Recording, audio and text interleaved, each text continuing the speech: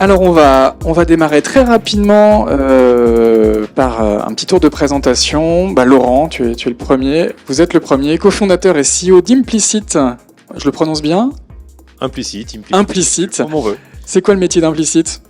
Alors, bonjour tout le monde. Donc, Laurent Nicolas. Certains me connaissent ici, parce que ça fait quelques temps que je suis dans le métier. On parlait d'attention publicitaire, j'imagine que... On parlait, oui, en fait, bien le sujet. J'étais avant le cofondateur d'Alenti, qui est donc je suis co-inventeur de la visibilité publicitaire, qui est maintenant un standard que vous utilisez tous. Et maintenant, Implicit, moi j'ai pris le parti de faire de la publicité sans ID. Et donc on en parlera, mais c'est des stats de l'IA sur une base de données qui est le panel internet de médiamétrie. Et donc et on va en reparler dans un instant. On va en reparler et on peut tout faire avec. Gaël, DPO, CDO et cofondateur de First ID. Est-ce qu'on peut rappeler votre métier ? Oui, alors bonjour à tous. First ID, c'est effectivement une alternative aux cookies tiers qui se base aussi bien sur la partie solution d'ID que sur la partie first party data.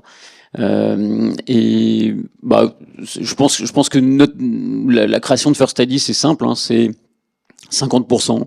C'est globalement les éditeurs perdent 50% de RPM quand ils ont pas de cookies. Donc je pense que ça doit coller à peu près à ce que disait Erwan tout à l'heure. Et donc, il faut une solution. Et on va en reparler juste après. Et 50% pour les annonceurs effectivement d'audience en moins.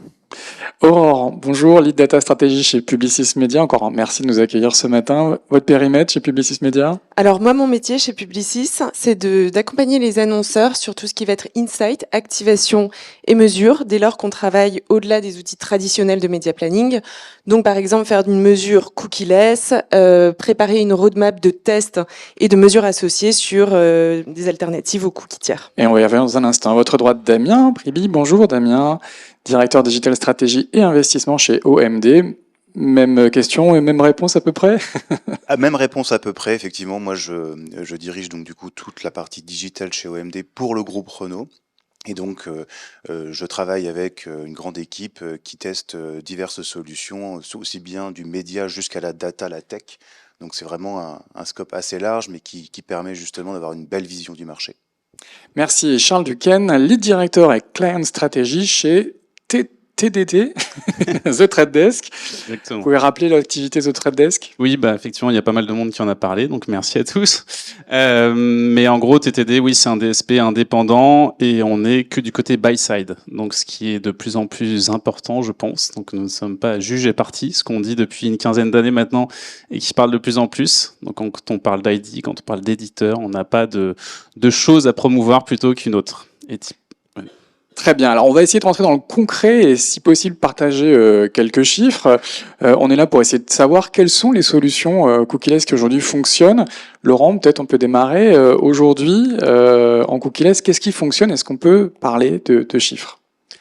Alors, si on veut parler de chiffres, on a déjà cité le chiffre principal qui est que 42 ou 30, entre 30 et 50% des impressions publicitaires et donc des contacts des individus qui sont derrière ne sont pas ciblables ou mesurables avec de la data des ID.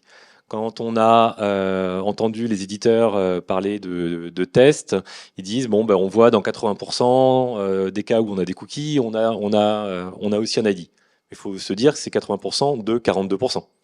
Donc ça remet un peu les choses en place sur les capacités du marché et d'un annonceur à toucher 100% de sa cible. Donc le premier sujet, c'est la couverture. Le premier sujet, c'est la couverture.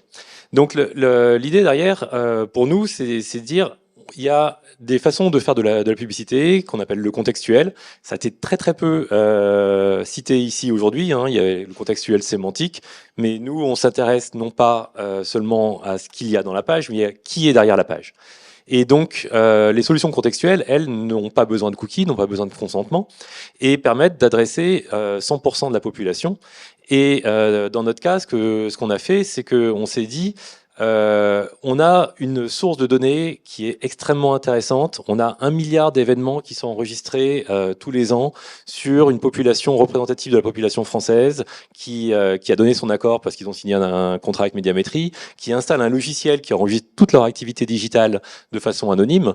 Et ce milliard d'informations, on va pouvoir faire énormément de choses pour aller créer des cibles en fonction des centres d'intérêt, du socio-démo évidemment, mais aussi des comportements, des intentions d'achat, parce qu'on voit ce que les gens consultent comme page produit sur les sites du e-commerce, etc.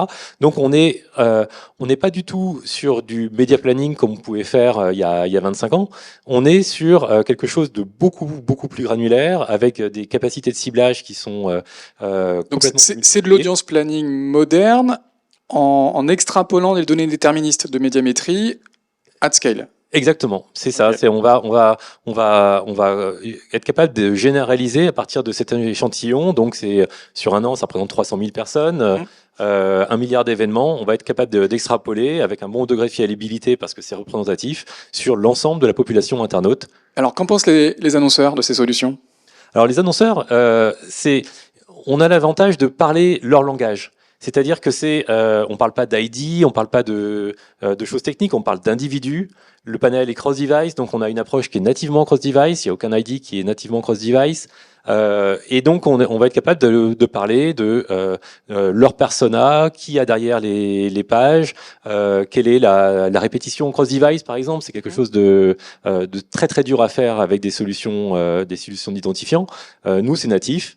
Et donc on va être capable d'adresser vraiment des personas particuliers. Et donc ils achètent, il y a des opérations en cours? Ah ben c'est live depuis, donc on est une jeune société créée en 2020, on a fait 2 ans de R&D, donc c'est live depuis 1 an et demi, 2 ans maintenant, et donc on a plein de campagnes, je reviendrai dessus après, mais on est capable d'aller faire non seulement du branding, parce que certains disent le contextuel c'est juste pour du branding, mais on a des solutions de machine learning qui vont regarder qui sont les individus performants et où on va trouver les individus performants. Tout ça sans ID. Ça veut dire que ce que je cherche à faire ici, c'est un peu ouvrir les chakras de tout le monde en disant il n'y a pas que les ID, et la plupart du temps on n'a pas besoin d'ID. On verra en fin de discussion sur la complémentarité de différentes approches. Mais en tout cas, l'approche d'implicite aujourd'hui séduit le marché. Gaël, même question pour First ID. On parlait effectivement beaucoup d'identifiants publicitaires. Vous êtes l'une des grandes solutions d'ID publicitaire, et ça séduit aujourd'hui les annonceurs? Alors, depuis le début de l'année, si je commence par des chiffres aussi, on a une 50aine de campagnes qui ont tourné sur une 15aine d'agences. Donc, c'est le côté positif. Alors, je dis campagne, c'est quand même malgré tout plus des tests encore, et je reviendrai dessus peut-être tout à l'heure. Je vais pas rentrer dans les chiffres exactement parce que je pense qu'il y a des personnes plus expertes que moi juste après. Si j'ai un autre chiffre qui est positif, alors même si effectivement je pense que c'est quand même intéressant de pouvoir cibler précisément des gens. À l'heure actuelle, rien que pour First ID, on réussit à identifier tous les mois 85% des Français, là où les cookies tiers sont limités à moins de 60. Si on cumule avec l'ensemble des solutions d'ID, effectivement, on va d'ores et déjà avoir une adressabilité qui sera bien meilleure. Et donc, ce que vous nous dites, c'est que la couverture, ce n'est pas un point faible pour vos solutions. Si vous voulez cibler des cibles premium, des sites premium, en touchant des gens, vraiment des gens. First ID, c'est 20 milliards d'ad requests. Je pense que si on cumule avec l'ensemble des solutions ID5, UTIC, UID, on est sur des volumes qui sont hyper importants. Donc à l'heure actuelle, c'est vraiment pas un problème d'activation pour faire de la segmentation, pour faire de l'extension d'audience, pour faire du retargeting. On a fait des super tests avec Criteo par exemple sur le retargeting, et aussi des choses qui n'étaient pas faisables avec les cookies tiers. Je pense au Data Clean Room, il y a Decentric, Weborama, MediaRhythmix, il y a plein de cas qui n'étaient pas faisables avec les cookies tiers. Qu'est-ce qui ralentit le passage du test au déploiement à grande échelle ? C'est une très bonne question. En fait, le point à l'heure actuelle, c'est que je pense qu'il faut que tout le monde se mette en tête que 40% des internautes français ne sont plus ciblables. Donc, à partir du moment où les annonceurs et le buy-side vont mettre 40% de leur budget sur des solutions ID contextuel panéliste comme implicite par exemple, je pense que là ils vont toucher les personnes qui veulent avoir. Forcément, ça sera mieux rétabli et donc ils auront tout le monde.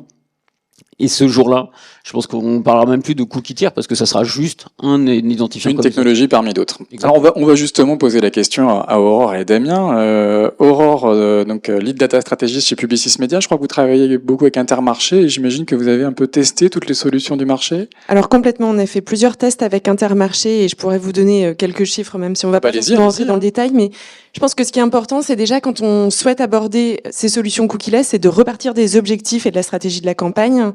Se dire est-ce qu'on est plutôt à travailler du haut de funnel, du mid de funnel ou du bas de funnel. Et en fonction de ça, on a une palette de solutions qui est à disposition, qui va évidemment du contextuel avec des solutions comme Query par exemple, aux ID alternatifs, mais aussi aux solutions de la Google Privacy Sandbox. Donc en fonction de ça, nous, notre rôle en tant qu'agence, ça va être aussi d'accompagner l'annonceur. Donc quel est l'objectif de la campagne? Quel est l'horizon temporel dans lequel on s'inscrit? Est-ce qu'on est sur une démarche de POC, de test ou potentiellement sur... Ça fait beaucoup de prérequis. Ça fait beaucoup de prérequis, mais du coup c'est vraiment le rôle, je dirais, de conseil de l'agence pour justement adopter Alors, ces solutions. Pour votre client, par exemple. Alors, par exemple, pour Intermarché, on a eu 2 tests aujourd'hui avec des ID alternatifs, entre autres. Un premier réalisé donc avec First ID cet été, où on a pu comparer un ciblage cookie third et un ciblage cookie-less avec First ID. Ce qu'on s'aperçoit, c'est que les objectifs du test, c'était déjà de valider l'usage de First ID. Ça, là-dessus, aucun doute, le test est complètement validé. On arrive à délivrer. On s'aperçoit que c'est homogène dans le temps. Globalement, le frequency capping, qui est quand même un des fondamentaux du media planning, est parfaitement respecté. La répétition. La répétition, tout à fait. Ce qu'on s'aperçoit en revanche, c'est peut-être sur le CPM, on était à ce moment-là 4 fois plus cher qu'un ciblage cookie third party. Mais c'était l'objectif du test de valider en tout cas la capacité à délivrer. Sur UTIC, donc cette fois-ci un ID alternatif issu des telcos, un test qui s'est fait en mars-avril avec des résultats donc tout récents. Là, à nouveau, on a souhaité valider la capacité de l'ID à délivrer, mais aussi comprendre son incrémentalité par rapport à du cookie third party. Et là, le test est également validé avec à la fois une qualité de ciblage qui est très bonne, une fréquence d'exposition clairement bien maîtrisée, un taux de clic supérieur de plus 29% par rapport au ciblage par cookie third party. Et globalement, surtout, un inventaire avec plus 88% finalement d'impressions qu'on a pu adresser par rapport à un ciblage 100% cookie third party. Alors Aurore, ce sont des chiffres très positifs. Quand est-ce qu'on passe du test à déploiement à grande échelle? Bah, c'est une bonne question et je pense qu'il nous manque un annonceur peut-être sur cette table ronde qui pourrait nous le dire. Mais en tout cas, ces tests et la mesure qui est associée prouvent que ça fonctionne. Donc c'est notre rôle, je dirais, aux agences d'encourager nos annonceurs à s'emparer du sujet. Le chiffre a été rappelé. C'est une nécessité aujourd'hui d'utiliser ces solutions. Merci Damien. Est-ce qu'on peut également partager quelques retours d'expérience de la part d'OMD? Oui, bien sûr. Alors, spécifiquement pour le groupe Renault, nous avons défini avec le client une roadmap qui a commencé en 2021. Donc c'était il y a quand même déjà quelques années, en anticipation très très large de ce qui allait advenir, et on savait pas trop quand, mais on savait que ça allait arriver, etc. Où on a étudié et ou testé plus de 25 solutions sur le marché. Donc c'est quand même conséquent. On les a pas toutes testées, c'est pas les 25, parce que finalement on a réussi à écrémer en fait quelques solutions qui, sur le moment, nous semblaient pas viables, ne permettaient pas de répondre à un objectif business clé du client, dont on doutait de la viabilité. Ok, du coup, oui. quelles sont Et celles donc, qui ont, parmi celles donc qu'on a testées, on a pu constater chez notamment First ID, mais également avec ID Fusion, hein, qui est la solution de Adform, le DSP Adform, qui est un DSP européen, entre 23 et 54% d'incrément grâce aux ID. Donc c'est significatif et on est quelque part assez proportionnel par rapport aux chiffres marché de consommation qu'on connaît, à savoir qu'il y a près de 40-50% des utilisateurs aujourd'hui qui n'ont plus de cookies. D'accord, donc ça c'est un premier chiffre. Vous avez testé la Privacy Sandbox également? Tout à fait, nous avons mené un test sur la Privacy Sandbox, donc là les retours à la CMA sont en train d'être faits. Ce test, nous l'avons fait aussi avec Adform. Pour l'instant, c'est très et je vais mettre beaucoup de pincettes dans ce que je veux dire, très, on va dire light entre guillemets en termes de résultats et de probance. Ça fonctionne. On diffuse quelques impressions, ça c'est techniquement c'est déjà une bonne chose. Ok, on diffuse des impressions. Maintenant on en diffuse peu, c'est normal, il y a que 1% des utilisateurs Chrome qui sont sans cookies.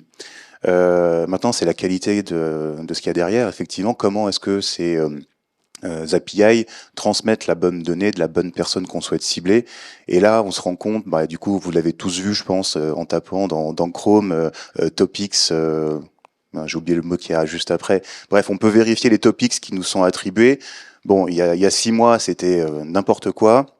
Aujourd'hui, 6 mois plus tard, ça commence à être de mieux en mieux, mais je comprends aussi pourquoi Google est à mon avis assez content de pouvoir repousser la fin des cookies au début de l'année prochaine. Ça doit aussi les arranger pour cette raison. Parce qu'ils sont pas encore eux-mêmes ne sont niveau pas prêts performance à mon avis. attendue. Voilà. Charles, également un mot sur les solutions d'activation. Alors ça va reposer aussi en grande partie sur les plateformes d'achat, hein, les technologies buy-side, c'est important pour avoir le choix de toutes ces technologies. Oui, exactement. Et pour faire le parallèle avec ce que disait Erwan précédemment, on a la chance de voir voir passer beaucoup de bid requests dans notre DSP. Et typiquement, il y en a que 20% où il y a uniquement des cookies. Donc on voit quand même qu'il y a quand même pas mal de choses à faire avec les ID.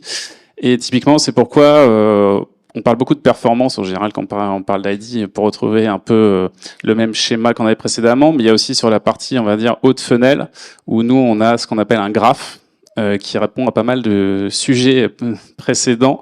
Et en fait, on va ingérer différents signaux, donc que ce soit via notre graphe, via d'autres graphes, celui de la LaveRamp, ID5, tous les autres partenaires maintenant. On va ingérer plusieurs signaux et on va être en capacité de gérer un capping et une répétition sur différents channels et différents publishers. Donc ça, c'est quelque chose qui vraiment fonctionne hyper bien et qui est vraiment sollicité par tous nos annonceurs et agences en ce moment. Et donc, ça fait un peu le parallèle avec le côté très performance, ID de manière, on va dire, silotée. C'est très complémentaire, je pense, et c'est à avoir en tête. Alors, Damien évoquait un de vos concurrents, mais c'est important évidemment d'avoir des technologies buy-side qui sont un petit peu agnostiques, parce que certains acteurs de ce marché ne permettent pas forcément d'acheter toutes les solutions d'ID du marché. Clairement, nous, on a vocation à être compatible avec toutes les solutions qui existent. On a la nôtre avec UID dont on a parlé précédemment. Elle est gratuite parce qu'on pense que ça doit pas être la solution de Trade Desk. Ça a été poussé par l'IAB aux États-Unis à l'époque. Donc ça va être une solution pour le marché, même au-delà de la publicité. Ça peut faire le pont typiquement entre une boutique physique et un magasin en ligne, avec un token simplement qui va être le même, avec basé sur un email. Mais on a vocation à vraiment travailler avec toutes les solutions du marché parce qu'il n'y en aura pas qu'une qui va fonctionner clairement. Très bien. Alors on a parlé un petit peu d'activation, on va parler de mesures, également d'attribution. Laurent, c'est évidemment, on l'évoquait, un sujet très important pour les annonceurs. Les solutions que vous mettez en avant aujourd'hui sont satisfaisantes de ce point de vue-là ? En fait, c'était, comme je le disais, quand j'avais mon autre casquette en train de présenter le panorama de la mesure cookieless, c'est un sujet qui est extrêmement important et qui a été négligé parce que tout le monde s'est d'abord intéressé à l'activation. Nous, chez Implicit, on a très vite saisi l'opportunité qu'il y avait d'utiliser la masse d'informations que l'on a pour aller faire du reporting, des bilans de campagne. Et la méthodologie qu'on a développée consiste à récupérer les achats et les performances réelles et faire une projection statistique sur le panel, ce qui va nous permettre de créer une population de gens qui ont été exposés, une population de gens qui sont des cliqueurs, une population de gens qui sont des convertisseurs. Et ça, c'est extrêmement utile parce que on s'intéresse pas seulement à des identifiants, c'est des individus.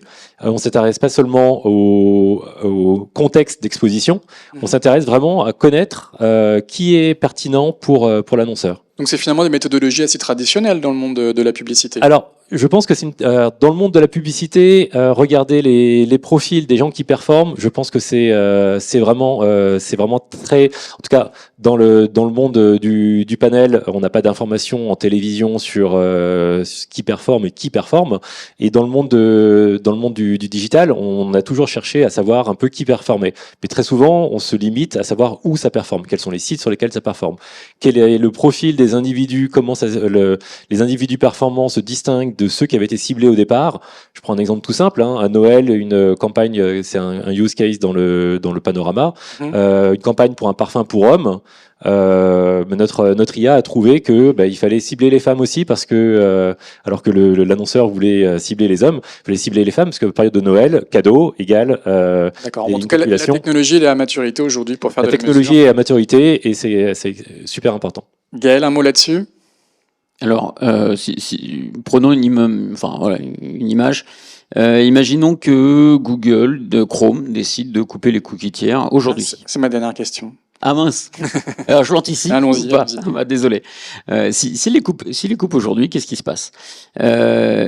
Tous les acheteurs toutes les campagnes qui tournent sur DV s'arrêtent de tourner parce qu'il n'y a pas de capping frequencies. Demain, toutes les campagnes qui vont être sur Google Campaign Manager, l'ad server de beaucoup d'agences, vont monter une contribution, une attribution de 0. Même si vous avez explosé les ventes, même si elles ont été géniales, vous aurez rien. Et donc, qu'est-ce qui va se passer? Toutes les campagnes vont se couper pour passer ailleurs. On peut deviner où. Donc, la mesure, c'est essentiel pour la pression publicitaire, le capping frequency, c'est essentiel pour l'attribution. Il faut trouver des solutions. Il y a des solutions qui explosent de plus en plus au niveau de DSP. On voit TTD, on parle d'Adform, on parle de Xander, qui a une super solution aussi avec leur PPID. On a des solutions également sur les ad serveurs. Je pense à Flash Talking, par exemple, qui peut être là. Il y a plein Il y a des solutions dans le cloud aussi? Dans le cloud, exactement. Donc, je pense qu'il faut vraiment le fait que ce soit super simple, les cookies tiers, il faut passer à quelque chose de plus mature, sur lequel on ne peut pas avoir tout le business qui s'arrête du jour au lendemain. Très bien. Aurore, évidemment, la mesure, l'attribution, c'est le cœur de votre métier. Alors, c'est le cœur du métier. Le café est un petit peu loin. Je vais essayer d'être claire dans ce que je vous explique. Mais globalement, il faut déjà distinguer quel niveau de performance et de mesure on veut regarder. Est-ce qu'on est sur du média, où là, on va avoir, par exemple, comme solution les ID alternatifs, mais aussi, par exemple, les data clean room. Je pense au Ads Data Hub, ou dans des environnements un petit peu plus co, AMC ou Meta Advanced Analytics. Si on regarde au niveau de la performance de marque, le branding, on va avoir recours au panel. Donc que ça soit de l'interrogation avant, après une campagne publicitaire pour comprendre l'uplift en termes de notoriété ou d'intention d'achat, ou que ça soit avec un panel type Dynata où on peut poser un pixel sur les créations et avoir une lecture exposée non exposée.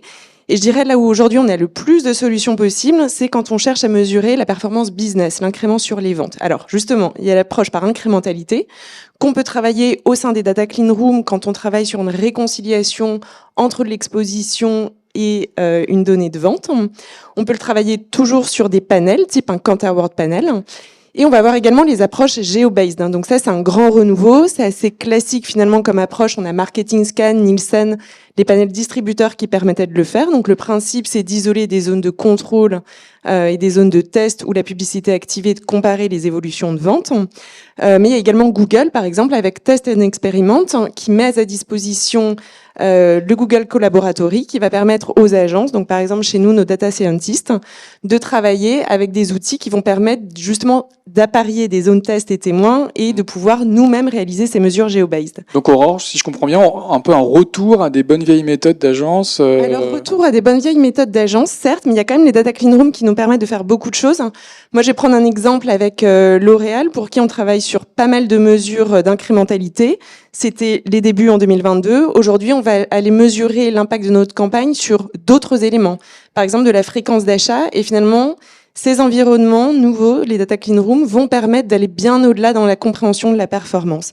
Et ce qui est important aussi d'ajouter, c'est que si on cherche à avoir une vision, une lecture de la performance qui soit non plus au niveau d'un levier ou d'une campagne, c'est le grand retour finalement de l'économétrie et de la modélisation. Et chez Publicis, on a cherché à avoir une alternative par rapport aux études de MTA qui étaient basées sur le cookie tierce très largement, avec le Digital Touch Attribution Modeling qui va vraiment chercher à comprendre la contribution de chacun des leviers digitaux à un KPI de vente. Merci Aurore. Damien, même question.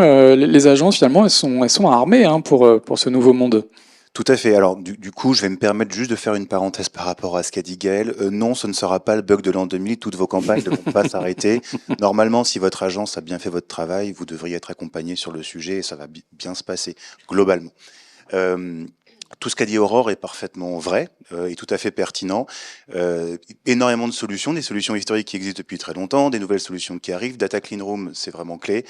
Surtout quand on travaille pour un client comme moi, dont le business est surtout offline. Hein. Je veux dire, aujourd'hui, pour acheter une voiture, peut-être qu'elle est à la marge 10% des voitures, on peut les acheter sur Internet. 90% des gens continueront d'aller voir un concessionnaire, quoi qu'il arrive.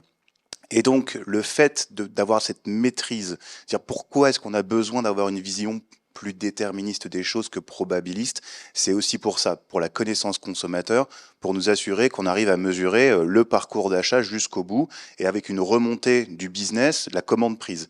Et donc, nous, on travaille énormément là-dessus. C'est pour ça aussi qu'aujourd'hui, donc là, je vais faire un clin d'œil à Sophie, que je vois ici, on travaille avec des solutions comme Mutic, mais pour boucler la boucle, c'est-à-dire, en fait, aller un peu plus loin que simplement maîtriser la répétition, etc. Parce que c'est des choses, on sait, ok, c'est bon, ça à peu près, on a coché, on sait qu'on va savoir faire, ça va fonctionner. Maintenant, en fait, est-ce qu'on va conserver cette lisibilité sur le business jusqu'au bout de la chaîne? Et ça, c'est un autre sujet beaucoup plus complexe, dont les solutions probabilistes laissent encore douter.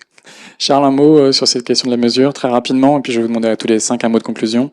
Oui, effectivement. En fait, il y a pas mal de mesures différentes et on essaie d'être un peu facilitateur. Typiquement, ce que disait Margareta sur les MMM, sur la capacité de mesurer le reach incrémental. Oui, quitte à vous intéresser finalement à des modèles traditionnels dans le monde des agences médias. Oui, tout à fait. En fait, typiquement, la Connected TV, je pense que c'est un peu le challenge pour tout le monde ici, être en capacité de prouver ce qu'on vend et de faire le pont avec les médias offline. Maintenant, c'est concret, c'est facile, facilement activable.